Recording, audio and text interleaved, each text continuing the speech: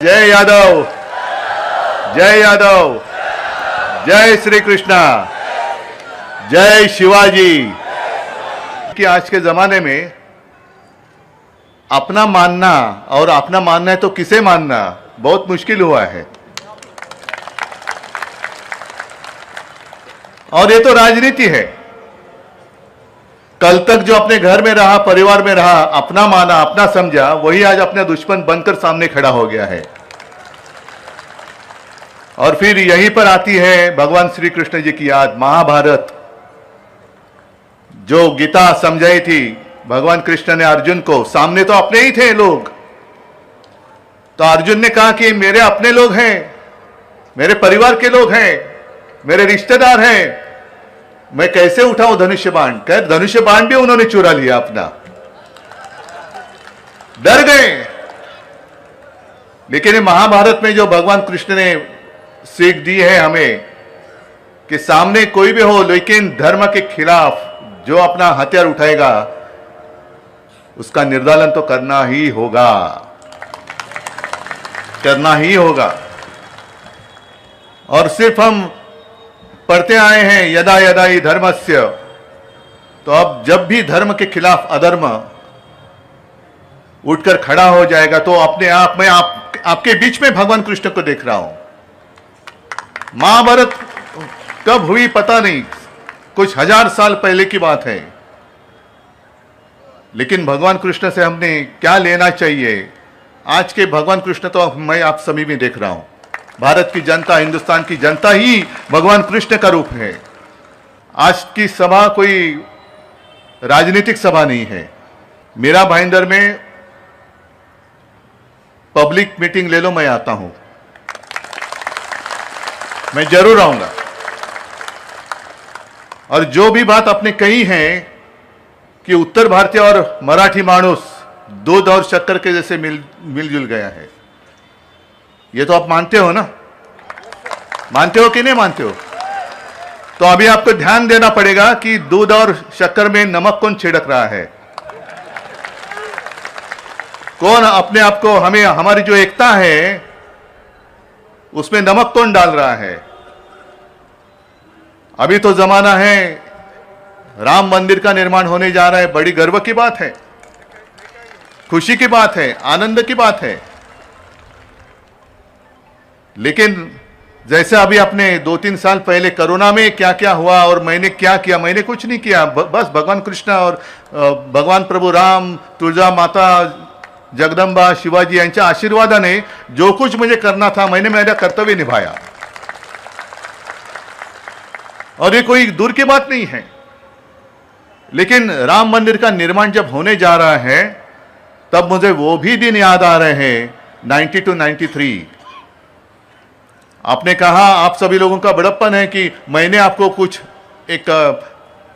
आपको बचाया, लेकिन उस वक्त शिवसेना ने मुंबई में रहने वाले हिंदुओं को बचाया था।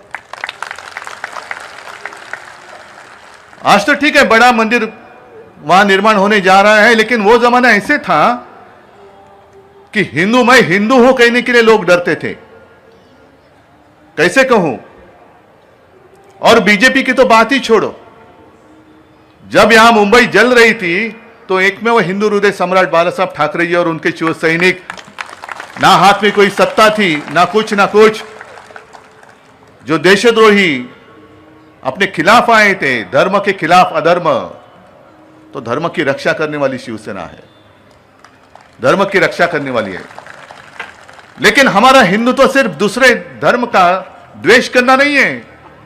मेरे पिताजी जो कहा करते थे कि हिंदुत्व मतलब राष्ट्रीयता है।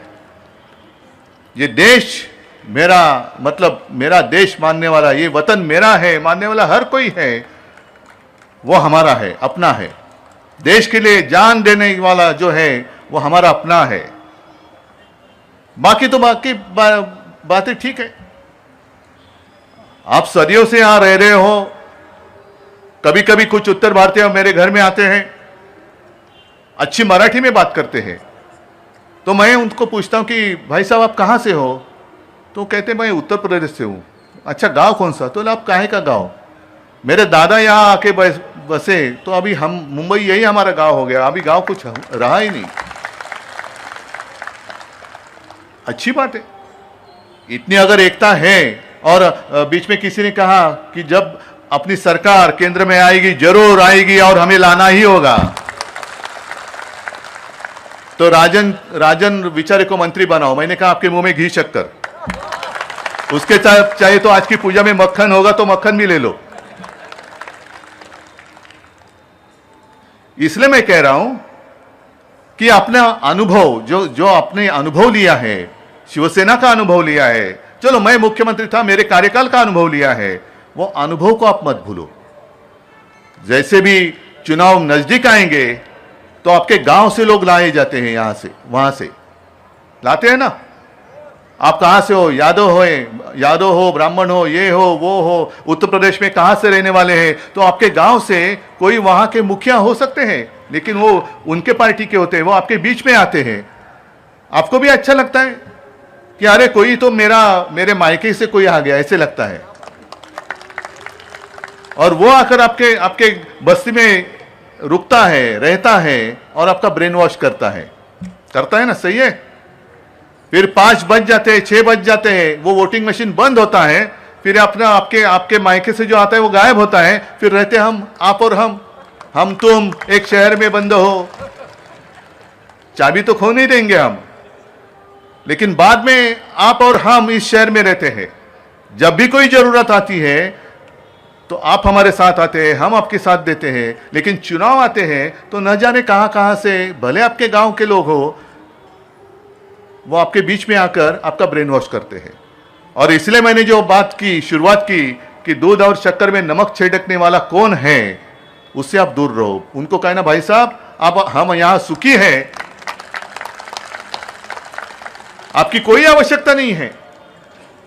हमारे यहां महाराष्ट्र में सुखी है, मुंबई में सुखी है, हमें कोई आपत्ति नहीं है, कोई संकट नहीं है।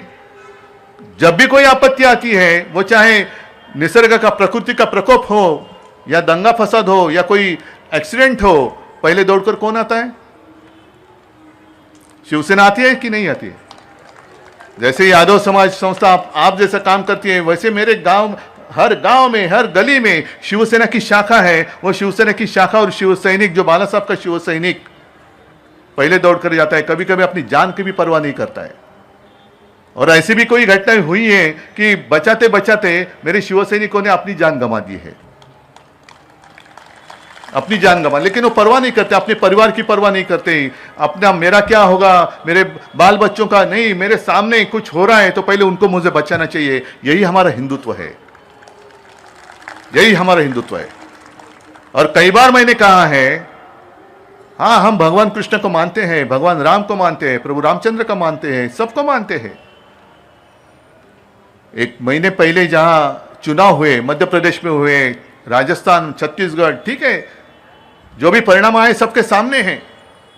लेकिन खास कर मध्य प्रदेश में कहा गया, हमारे केंद्र के गृह मंत्री जी ने कहा कि अगर आप हमें वोट करेंगे तो हम आपको रामलल्ला का जो दर्शन है वो फ्री में करवा देंगे। क्या रामलल्ला आपकी प्रॉपर्टी है? हाँ, रामलल्ला आपकी प्रॉपर्टी है? अरे कितने साल हो गए, सालों से चलते आ रहे हैं, जय श्री कृष्ण, जय श्री राम। आप तो अभी आए हो और आपको अभी ऐसे लगने लगा कि जय श्री राम या जय बजरंगबली की जय बोलेंगे तो सारे हिंदू हमारे साथ आ जाएंगे। और यही फर्क है उनके हिंदुत्व और में, हमारे शिवसेना के हिंदुत्व में। हमारा हिंदुत्व कैसे है? हृदय में राम और हाथ को काम देने वाला हमारा हिंदुत्व है। मुफ्त रामलल्ला का दर्शन करो। अगर मध्य प्रदेश में करना चाहते हो, अगर कर रहे हो, तो मेरे महाराष्ट्र में रहने वाले हिंदुओं का क्या, उन्होंने क्या, कौन सा गुनाह किया है, कौन सा अपराध किया है? उनको फ्री में रामलल्ला का दर्शन आप क्यों नहीं करते? सबको करो। पूरे रामलल्ला तो पूरे विश्व का है, सारे हिंदुओं का है। तो आप ऐसे कैसे पूछ सकते हो, अरे आप कहां से आए हो? मध्य प्रदेश। वोट किसको दिया था? अच्छा हमें दिया था, चलो जाओ इसको छोड़ो, फ्री में छोड़ो। आप कहां से आए थे? मध्य प्रदेश से। वोट किसको दिया था? कांग्रेस को। चलो इससे पैसा ले लो। ये हिंदुत्व आप मानते हो? ऐसा हिंदुत्व आपको चाहिए? और इसलिए मैं कहता हूं, आप सारे लोग मुंबई में आए, क्यों आए? काम के लिए आए ना। कष्ट करते हो कि नहीं करते हो? बराबर है। लेकिन अब कहां करेंगे काम? क्योंकि 8-10 दिन पहले हमारे प्रधानमंत्री जी गुजरात गए थे। मुंबई से सारे उद्योग गुजरात लेके जा रहे हैं, महाराष्ट्र से सारे उद्योग गुजरात लेके जा रहे हैं, महाराष्ट्र के बाहर सब लेके जा रहे हैं। तो क्या वापस आप यहां से उठकर वहां चले जाओगे? और यहां भी जो आपके साथ, हमारे साथ जो गुजराती लोग रहते हैं, वो भी क्या करेंगे? जाएंगे वापस सूरत। गुजरात मजबूत होगा तो देश मजबूत होगा। क्यों? महाराष्ट्र मजबूत होगा तो देश नहीं मजबूत होगा, उत्तर प्रदेश मजबूत होगा तो देश नहीं मजबूत होगा।